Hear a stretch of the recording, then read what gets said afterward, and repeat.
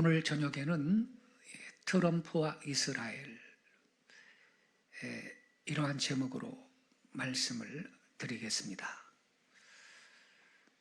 부제가 있습니다. 이방인의 때 종결과 트럼프의 역할, 이러한 부제가 있는데 여러분 이 부제를 주목해 주세요. 이 시간에 전할 말씀의 핵심 내용이 이 부제 속에 담겨져 있습니다. 이방인의 때 종결과 트럼프의 역할. 여러분은 이 시간을 통해서 두 가지 사실을 깨닫게 될 것입니다. 첫째, 이방인의 때, 곧 이방인들이 예루살렘을 지배하는 기간, 그것은 확실하게 종결되었다. 이것을 깨닫게 될 것입니다. 두 번째로, 왜 트럼프는 미국의 대통령으로 재선이 되는 축복을 받았는가? 그 이유가 어디에 있는가? 이 문제를 확실하게 깨닫게 될 것입니다. 예수님은요, 십자가의 순환을 당하시기 전에 예수님을 배척하는 이스라엘 백성이 심판을 받을 것을 여러 차례 예언을 하셨습니다. 마태복음 23장 37절 이하의 말씀도 그러한 예언의 말씀인데, 예루살렘 멸망을 우리 예수님이 미리 예언하셨습니다. 마태복음 23장 37절 39절까지 우리 같이 읽겠습니다. 시작. 예루살렘아 예루살렘아, 선지자들을 죽이고 내게 파송된 자들을 돌로 치는 자여, 암탉이 그 새끼를 날개 아래에 모음같이 내가 내 자녀를 모으려 한 일이 몇 번이더냐. 그러나 너희가 원하지 아니하였도다. 보라, 너희 집이 황폐하여 버려진 바 되리라. 내가 너희에게 이르노니 이제부터 너희는 찬송하리로다. 주의 이름으로 오시는 이여 할 때까지 나를 보지 못하리라 하시니라. 여러분 여기 보세요.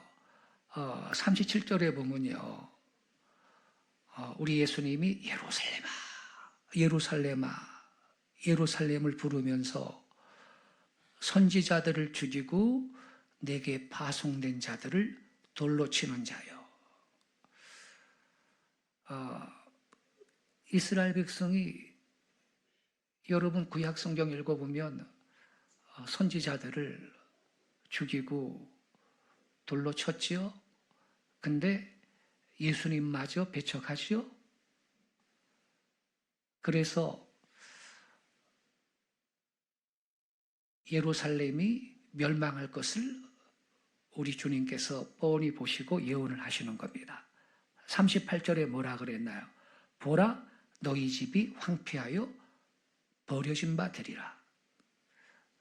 이것은 예루살렘 멸망을 예언하신 것입니다. 여러분 이 말씀은 AD 70년 로마의 디도 장군이 이끄는 로마 군대에 의해서 예루살렘이 포위되어 멸망할 때 성취가 되었습니다. 이 전쟁에서 무려 110만 명의 유대인들이 사망을 했고 약 9만 7천 명이 포로가 되어서 노예로 팔려갔습니다. 이 사람이 예루살렘을 AD 70년 파괴했던 로마 황제 디도 장군입니다. 당시 로마 장군 디도는 예루살렘을 침공하여서 도성을 토성으로 완전히 가두었습니다. 이 토성은요, 3일 만에 급히 만들었기 때문에 때마침 6월절로 모인 100만 명이 넘는 유대인들은 성 안에 갇혀 많은 사람들이 기근으로 죽었고요. 살아남은 자들은 불과 칼에 죽임을 당하였습니다. 또한 디도 장군은요, 아이들을 매우 치고요, 사람들을 학살을 했고 성전과 성곽을 위시하여 전 도시를 완전히 파괴할 것을 명령을 하였습니다. 그래서 돌 하나도 쳤놓이지 않고 완전히 무너졌습니다. 근데 예수님이 이것도 미리 예언했거든요. 마태복음 24장 1절 이하에 예수께서 성전에서 나와서 가실 때에 제자들이 성전 건물들을 가리켜 보이려고 나아오니 대답하여 이르시되 너희가 이 모든 것을 보지 못하느냐? 내가 진실로 너희에게 이르노니 돌 하나도 돌 위에 남지 않고 다 무너뜨려지리라. 과연 예루살렘이 AD 70년 멸망할 때 여러분 돌 하나도 첨놓이지 않고 완전히 무너지고 말았던 것입니다. 이건요 로마에 있습니다. 디도 장군의 개선문에 부조된 옮겨지는 예루살렘 성전의 기구들인데 AD 70년 예루살렘을 포위 함락시킨 후 성전의 금촛대, 진설병 떡상, 나팔 등을 전리품으로 가져간 것을 개선문에 부조한 것입니다. 로마에 가면 이게 있습니다, 여러분. 이 사진은 통곡의 벽인데요. 예루살렘에 가면 있죠. 예루살렘에서 유대인들이 찾아가 기도를 드리는 이른바 통곡의 벽은요, 당시 로마 군인들이 기념으로 남겨둔 예루살렘 성의 서쪽 벽의 일부입니다. 이게 그 통곡의 벽입니다. 이게 통곡의 벽입니다. 근데 AD 70년의 예루살렘 멸망은 우리 예수님께서 누가복음 21장 20절 21절에서도 예언하셨습니다. 제가 읽겠습니다. 누가복음 21장 20절 21절 너희가 예루살렘이 군대들에게 에워싸이는 것을 보거든 그 멸망이 가까운 줄 알라.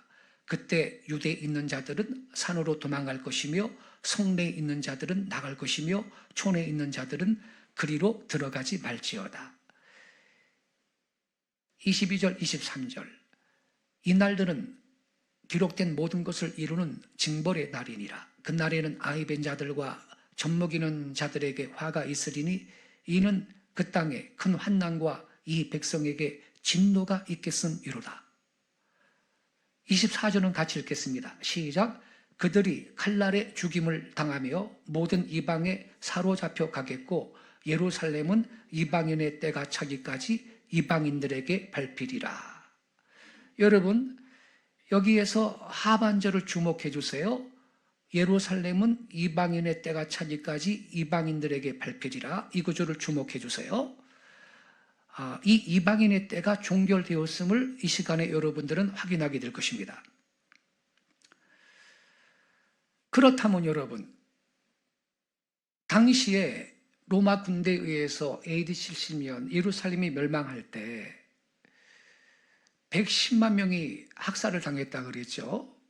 그때 예수님을 개인적으로 받아들인 유대인 크리스천들의 행방을 우리가 좀 확인할 필요가 있어요. 그들도 도매금으로 같이 죽었나? 안 그렇습니다.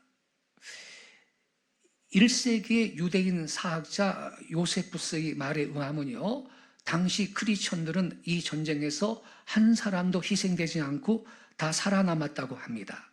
당시 로마의 디도 장군이 이끄는 군대가 예루살렘에 투입되기에 앞서 게스투스 갈로스 장군이 이끄는 로마군이 AD 66년에 먼저 예루살렘을 포위했었습니다. 그런데 보급로 확보가 미흡하여 일단 철수했다가 다시 오려다 도중에 유대인 게릴라에 의해 피살되어 그 계획이 좌절이 되었습니다. 그래서 AD 68년 로마는 다시 디도 장군을 파견하여 예루살렘을 포위하였고, 이 공격으로 AD 70년에 이스라엘은 마침내 멸망하였습니다. 그 결과 유대인들은 세계 전역으로 흩어졌어요. 그리고 예루살렘은 장기간 이방인의 지배 아래 들어가게 된 것입니다. 그러나 당시에 유대인 크리스천들은 AD 66년에 예루살렘이 포위된 것을 보고 누가복음 21장 20절 21절에 기록된 예수님의 말씀을 상기했습니다. 아까 우리가 읽었죠? 다시 한번 보지요. 너희가 예루살렘이 군대들에게 에워싸이는 것을 보거든 그 멸망이 가까운 줄을 알라. 그때 유대에 있는 자들은 산으로 도망갈 것이며 성내에 있는 자들은 나갈 것이며 촌에 있는 자들은 그리로 들어가지 말지어다. 그들은 갈루소 장군이 보급로 확보를 위하여 철수한 기회를 타서 모두 요단강을 건너 펠라에 피난했습니다. 그래서 그들은 한 사람의 희생도 없이 전쟁이 끝난 뒤에 모두 제 고장으로 돌아갔습니다. 이것은 당시의 이스라엘의 남은 자들에 대한 하나님의 놀라운 보호의 손길이었던 것입니다. 그리고 AD 135년에는 로마의 헤드리안 황제에 의하여서 유대인들은 그 땅에서 완전히 추방이 되었고 다시는 그 땅에 돌아오지 못하도록 금종령이 내려졌습니다. 그리고 예루살렘은 그 이름이 바뀌어 아예리아 카피토리나로 불려지게 되었습니다. 그 후 본격적으로 유대인들은 나라 없이 떠돌아다니는 긴 디아스포라의 생활에 돌입하게 된 것입니다.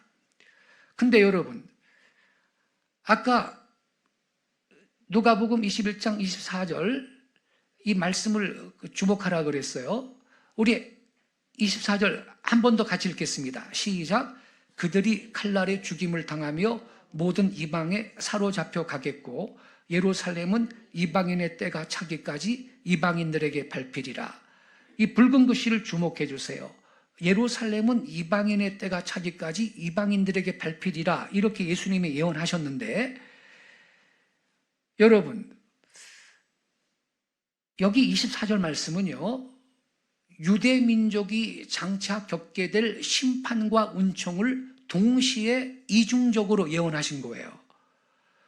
먼저는 이스라엘 백성이 예루살렘을 빼앗기고 온 세계로 흩어져야 하는 징벌을 받을 것이지만, 그러나 때가 되면 다시 회복하시겠다는 은혜의 말씀이기도 한 것인데, 왜? 이방인의 때가 차기까지라고 예수님이 말씀하셨기 때문입니다. 다시 보세요. 누가복음 21장 24절. 그들이 칼날에 죽임을 당하며 모든 이방에 사로잡혀 가겠고 예루살렘은 언제까지요? 이방인의 때가 차기까지 이방인들에게 밟히리라. 예수님이 이렇게 말씀하셨습니다. 그래서 이 누가복음 21장 24절은 회복이 약속된 심판의 말씀이에요. 회복이 약속된 심판의 말씀. 상반절은요, 예루살렘 주민에게 닥치게 될 끔찍한 운명을 묘사한 거예요. 그들이 칼날에 죽임을 당하며 모든 이방에 사로잡혀 가겠고 그랬거든요. 근데 하반절, 예루살렘은 이방인의 때가 차지까지 이방인들에게 밟히리라. 이 하반절은 이방 민족이 그 도시에 거주를 하고 예루살렘을 지배할 것이지만 그것은 기한이 정해져 있다라는 거예요. 이방인의 때가 차지까지라 그랬거든요. 그렇다면 이방인의 때란 뭐냐? 맨 밑에 두 줄 같이 읽겠습니다. 시작. 이방 민족이 예루살렘을 차지하고 지배하도록 하나님께서 이방인들에게 허락하신 기간을 의미합니다. 이것이 이 구절이 의미하는 이방인의 때입니다. 그러므로 여러분, 이방인들의 예루살렘 지배 및 통치는 어디까지나 그 기한이 정해져 있는 거예요. 이방인들은 다만 하나님께서 그들한테 허락하신 때까지만 예루살렘을 차지하고 지배할 수 있을 뿐인 것입니다. 그 이방인의 때는요, 주 70년 로마에 의한 예루살렘 멸망과 함께 시작이 되었습니다. 근데 이방인은 하나님이 허락하신 기간 이상으로 절대 예루살렘을 차지할 수가 없어요. 따라서 예루살렘이 유대민족에게로 다시 회복이 된다면 그것은 이방인의 때가 끝났음을 보여주는 가시적 증거가 되는 것입니다. 그런데 1948년 5월 14일에 이스라엘이 1900년 만에요. AD 70년에 망했다 그랬죠? 1900년 만에 고토로 돌아가서 독립국가로 재탄생을 하고요. 이건 역사의 기적입니다. 그리고 19년 뒤인 1967년 6월 3차 중동전쟁인 6.1 전쟁을 통하여 예루살렘이 이스라엘의 통치하에 다시 들어오게 되었습니다. 이 사진은요, 1967년 6.1 전쟁 당시 예루살렘을 탈환한 이스라엘 병사들의 모습입니다.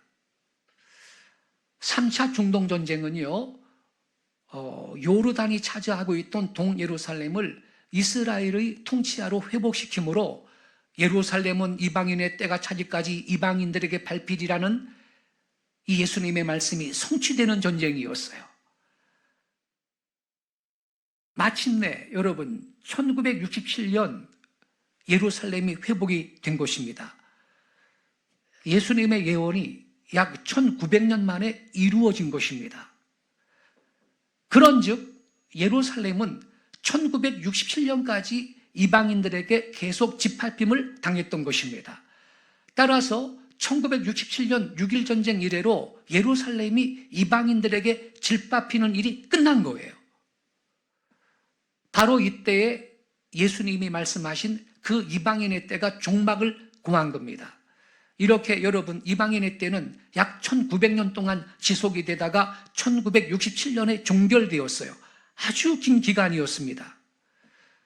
물론 국제사회는 인정하지 않았어요.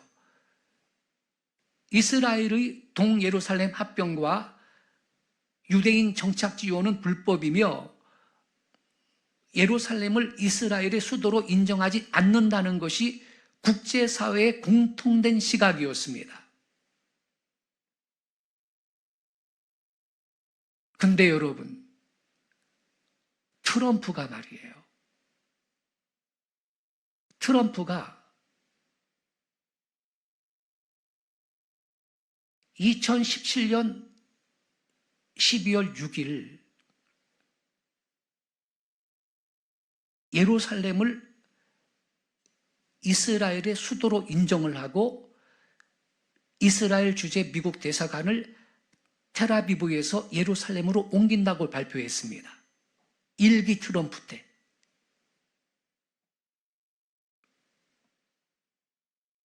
근데 기가 막히게도요, 트럼프 대통령이 예루살렘이 이스라엘의 수도라고 선언한 시점은 이스라엘 건국의 초석을 놓았던 벨푸어 선언 100주년이 되는 해였습니다. 벨푸어 선언이 뭐냐?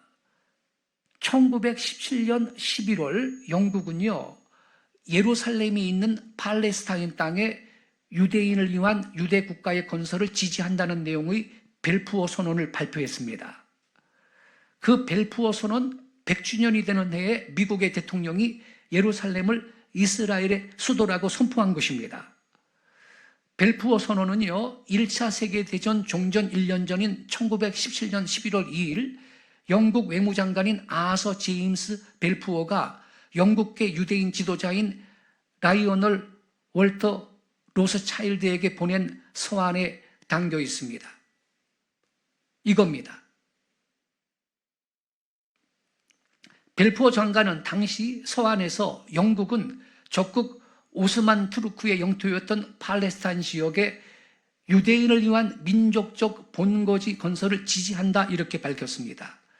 이걸 통해서 유대인 부호들의 이 자금을 전달받고자 하는 그러한 그 계획이 있었던 것이죠. 근데 이 벨푸어 선언 이후에 유대인들은 팔레스타인 땅으로 물밀듯이 들어갔습니다. 당연히 아랍인들과 갈등이 격해질 수밖에 없었죠. 그래서 영국 정부가 이민을 제한하려고 했지만 이미 통제 불가능한 상황이 된 후였습니다. 그래서 유엔으로 이 문제를 넘기게 되죠. 그리고 팔레스타인, 이스라엘 분할안이 나오게 되죠.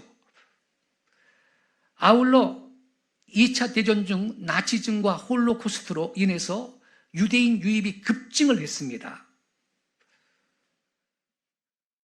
그리고 1948년 5월 14일 이스라엘이 독립을 선포하고 1900년 만에 국가를 재건하게 된 겁니다. 그런데 여러분, 여기에서 우리가 주목할 것은 뭐냐? 미국 대통령 트럼프가 예루살렘이 이스라엘의 수도라고 선언한 시점은 이스라엘 건국의 소속을 놓았던 벨푸어 선언 100주년이 되는 해였다라는 것입니다. 벨푸어 선언 100주년이 되는 해에 미국 대통령이 예루살렘을 이스라엘의 수도로 선포했다라는 사실이 중요한 것입니다. 질문하겠습니다. 여러분, 이것이 단지 우연의 일치일까요? 그럴 수 없어요. 성경에서 숫자 100은요, 복과 관련이 있는 길수로서 아브라함은 이삭을 100세에 낳았고요, 주로 100배의 복을 가리킬 때 사용이 되었습니다. 창세기 26장 12절 우리 같이 읽겠습니다. 시작. 이삭이 그 땅에서 농사하여 그 해에 100배나 얻었고 여호와께서 복을 주심으로. 또 누가복음 8장 8절 같이 읽겠습니다. 시작. 더러는 좋은 땅에 떨어짐에 나서 100배의 결실을 하였느니라. 그래서 우연이 아니다 이 말이에요. 자, 여기에는 예언적인 의미가 있는 겁니다. 여기엔 예언적 의미가 있어요. 미국 대통령 트럼프가 벨푸어 선언 100주년이 되는 해에 예루살렘이 이스라엘의 수도다라고 선언한 거, 여기에는 예언적인 의미가 있다 이 말입니다. 여러분, 오늘날 미국은요, 이방인 나라를 대표하는 국가라고 할 수가 있습니다. 미국 대통령은 세계의 대통령이다 이런 말도 있어요. 미국이 국력이 수십 년 전보다는 좀 쇠락했다 하지만 그래도 여전히 미국은 초강국이에요. 세계 유일의 초강국이에요. 그래서 오늘날 미국은요, 이방인 나라를 대표하는 국가라고 할 수가 있습니다. 따라서 미국 대통령이 예루살렘을 이스라엘의 수도라고 선포한 것은요, 이방인의 때가 끝났다는 것을 확인해 주는 사건인 것입니다. 여기에 특별한 의미가 있는 거예요. 자, 누가복음 21장 24절 예수님의 예언의 말씀 우리 한 번 더 같이 읽겠습니다. 시작.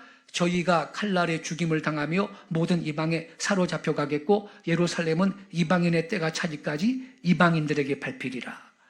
노란 글씨 잘 보세요. 예수님이 예루살렘은 이방인의 때가 차기까지 이방인들에게 밟히리라.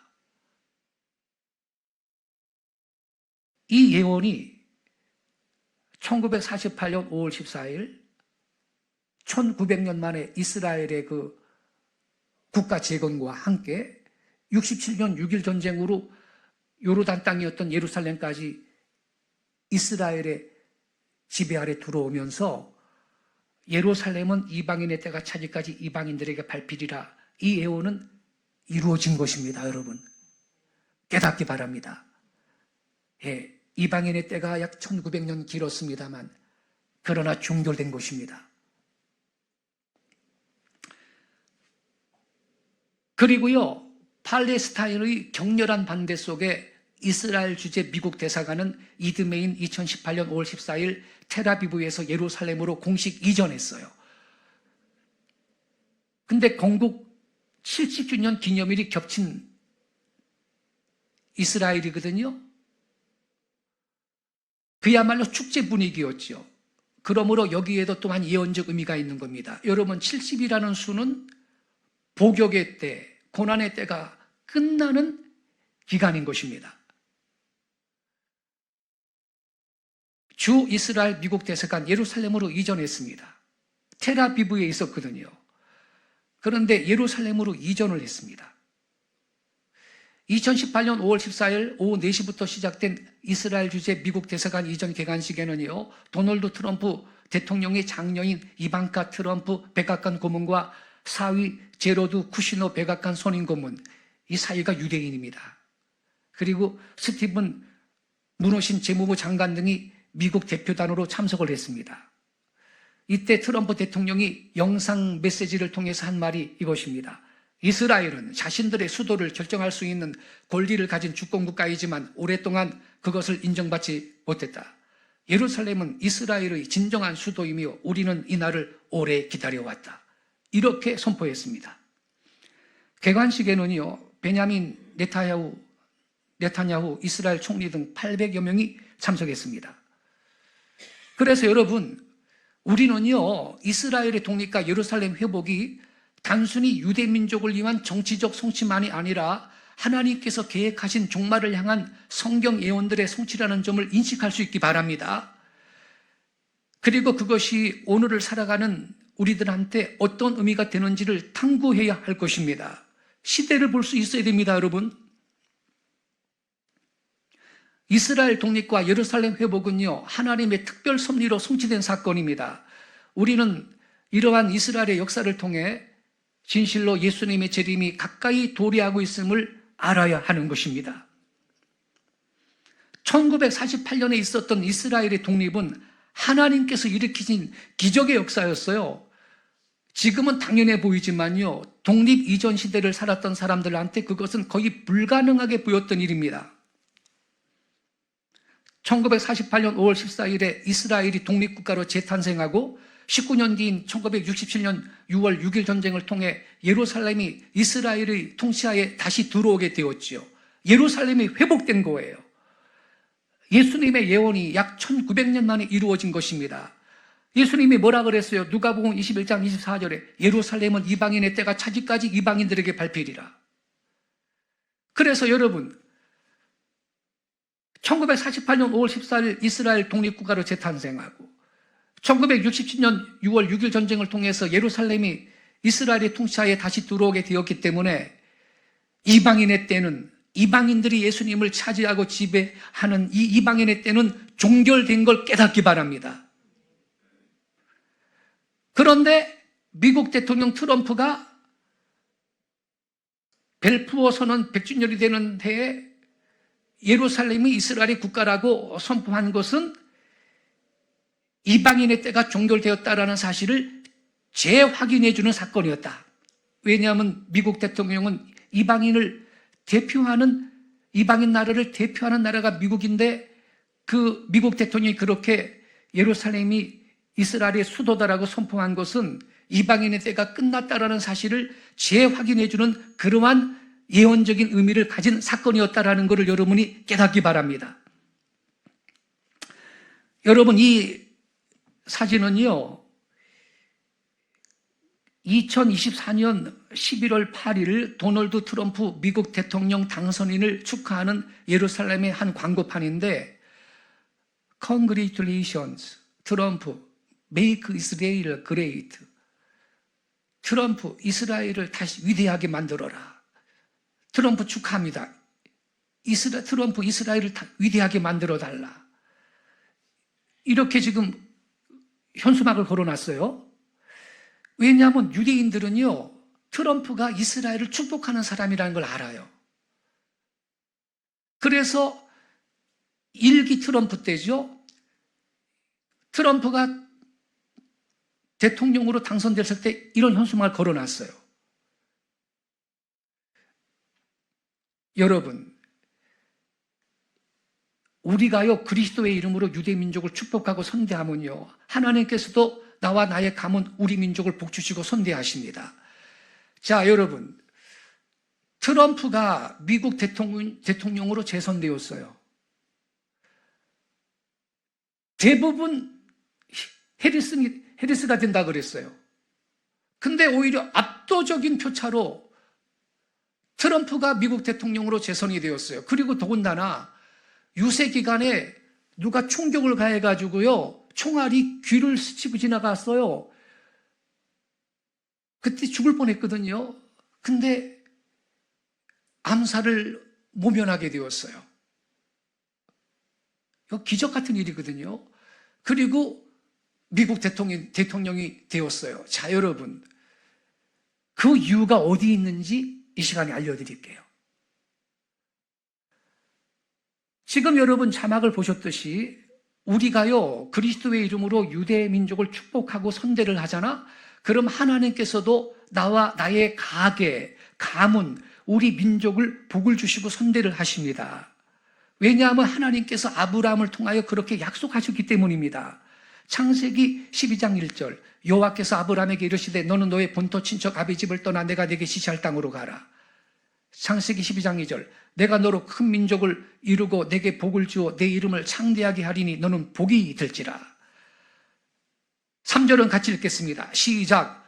너를 축복하는 자에게는 내가 복을 내리고 너를 저주하는 자에게는 내가 저주하리니 땅의 모든 족속이 너로 말미암아 복을 얻을 것이니라 하신지라.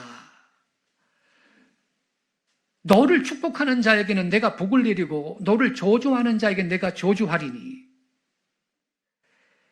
여러분, 이 말씀은요, 반유대주의자에 대한 하나님의 확실한 경고의 말씀인 것입니다. 참으로 하나님은 너를 축복하는 자에게는 내가 복을 내리고 너를 저주하는 자에게는 내가 저주하리니, 이 약속의 말씀을 전 역사를 통해 충실하게 지켜오셨습니다. 그래서 여러분, 트럼프가 총격을 받고 암살당할 뻔했는데 총알이 귀를 살짝 타치하고 지나갔거든. 그리고 목숨을 부지했는데 살아났는데, 그리고 다 해리슨이 된다 그랬는데 미국 대통령으로 재선이 되었습니다. 당연하죠. 트럼프는 유대민족과 이스라엘을 축복하는 사람입니다. 너를 저주하는 자에겐 내가 저주하고 너를 축복하는 자에겐 축복하겠다라는 그 약속의 말씀을 트럼프는 체험한 것입니다. 깨닫기 바랍니다. 여러분, 이 사진도 보세요. 이건 2016년 11월 15일 이스라엘 해안도시 텔아비브에서 트럼프, 이스라엘을 다시 위대하게라는 영어로 적힌 플랜카드가 보이죠? 트럼프, Make Israel Great Again. 이 1기 트럼프 때인데 유대인들은요, 트럼프가 이스라엘을 축복하는 사람이라는 걸 알아요. 그래서 이런 거를 붙여놓은 거예요, 거리에.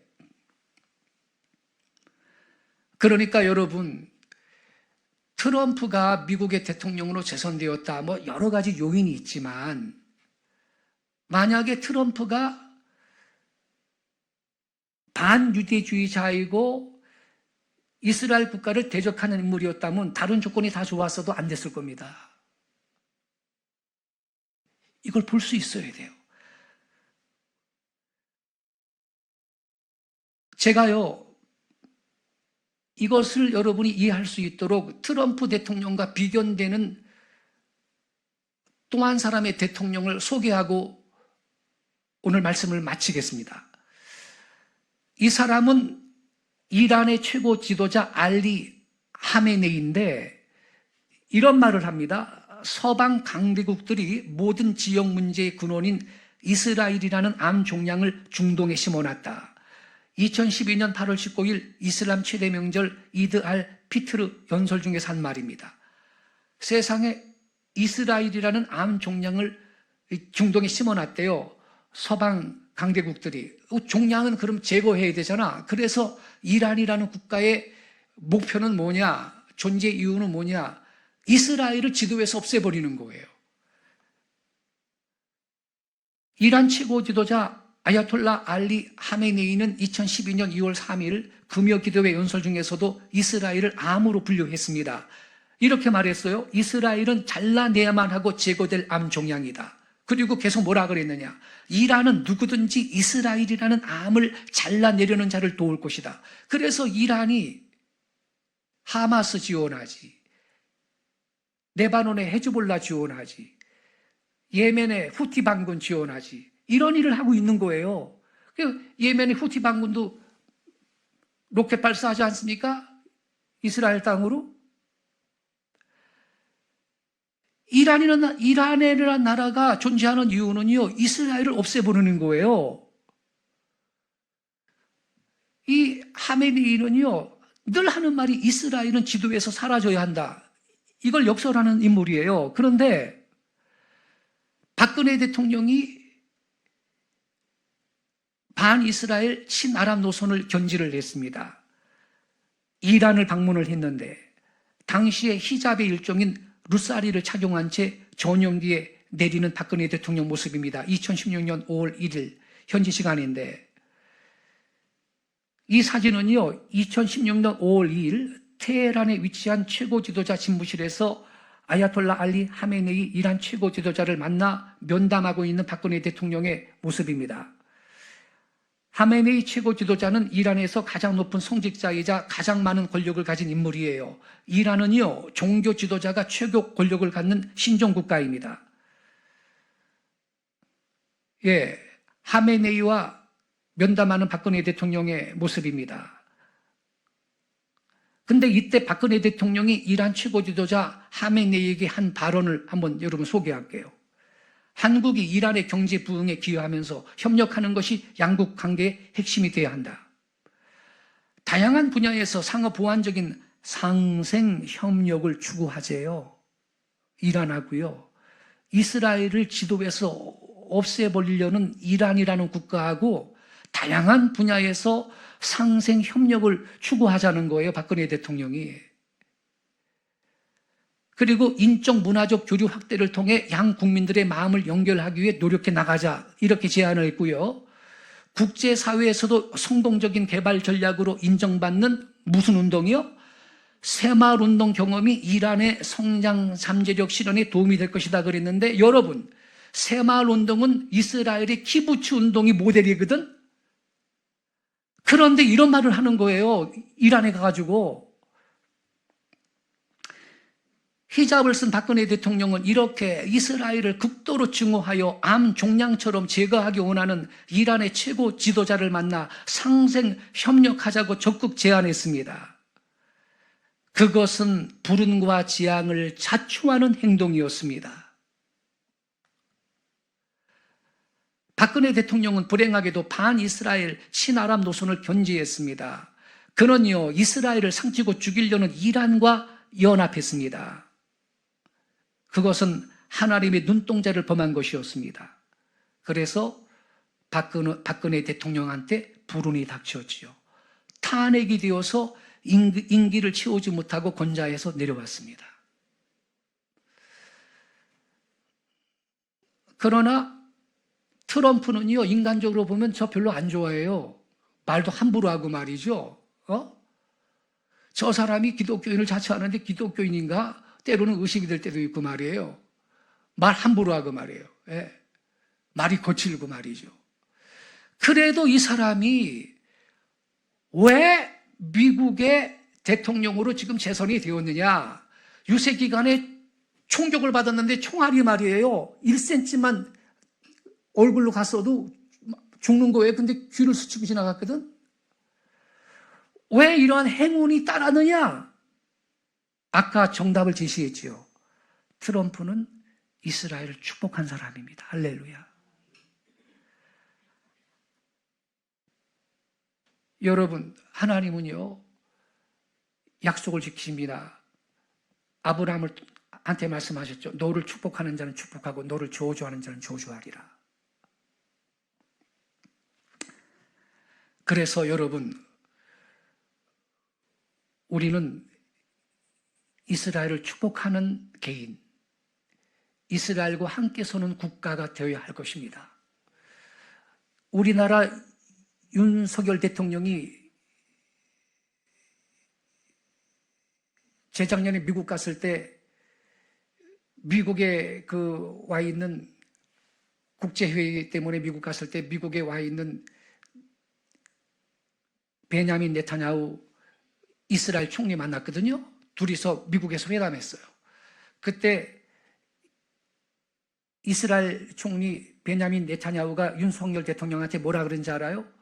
이스라엘을 방문하는 최초의 한국인 대통령이 되어주십시오라고 정중하게 요청했습니다. 그러나 중동 가도 이스라엘을 안 가. 박근혜 대통령 그랬고 이 나라 모든 대통령이 그런 식으로 행동을 하는데 언제까지 아랍 일변도 이 외교를 할 겁니까? 비굴하지 않습니까? 윤석열 대통령이 어려움 계속 겪고 있잖아. 여러분,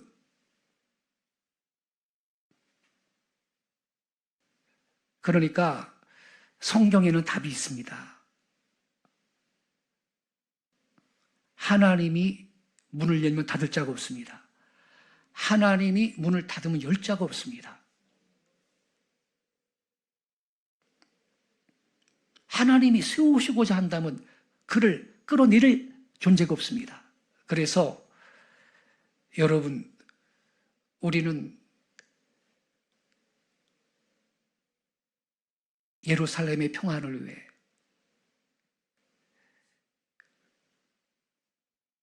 이스라엘을 축복하고 기도해주고 이스라엘과 함께 서는 개인, 교회, 나라를 이루실 수 있기를 예수님의 이름으로 축복합니다. 기도하겠습니다.